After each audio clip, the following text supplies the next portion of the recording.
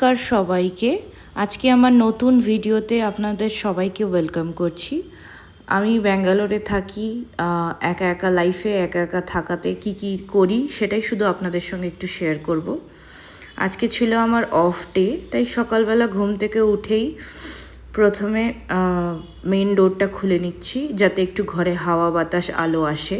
তাছাড়া এখন যা ব্যাঙ্গালোরের ওয়েদার, কখন গরম কখন বৃষ্টি কিছুই বোঝা যায় না, তাই সকালের রৌদ্রটাও বেশ ভালোই ছিল। আর এখন যা গরম পড়ছে ব্যাঙ্গালোরে বোঝাই যায় না এখন ব্যাঙ্গালোরে থাকি না মাঝে মাঝে মনে হয় গুজরাটেই আছি আবার।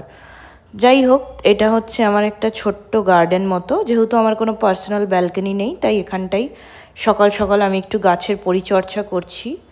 গাছগুলোকে যত্ন নেওয়াটা খুব দরকার। আজ সকালে রোদটা বেশ হালকাই ছিল, সেই জন্য ইনডোর প্ল্যান্টগুলোকেও একটু বাইরে বের করে দিয়েছি।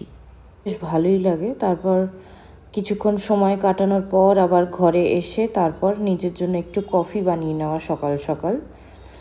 তাছাড়া কফি ছাড়া দিনের শুরুটা ভাবাই যায় না।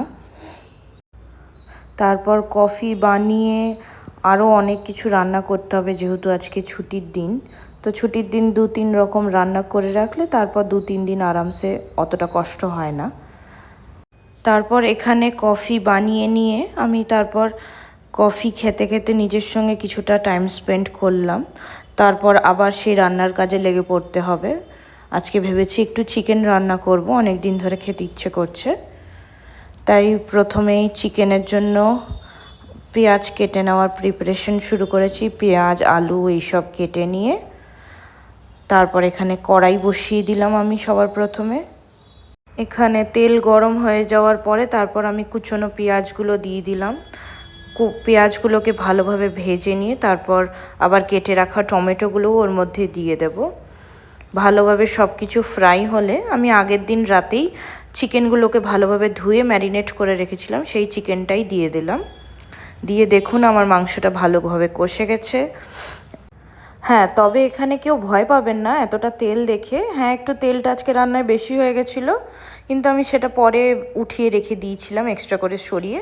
তারপর ভালোভাবে রান্নাঘরটাকে পরিষ্কার করে টরে নিয়ে বাসন মেজে আমি এখানে লাঞ্চ করতে বসে পড়েছি। লাঞ্চে ছিল শুধু চিকেন কষা, রাইস আর লেবু আর একটু আলুর চিপস। আমি আমার লাঞ্চটা করে সেরে নিয়ে দেখছি যে বাইরের ওয়েদারটা একদম চেঞ্জ হয়ে গেছে, পুরো কালো হয়ে অন্ধকার হয়ে এসছে। তারপরেই দেখুন কি জোরে বৃষ্টি শুরু হয়েছে বাইরে।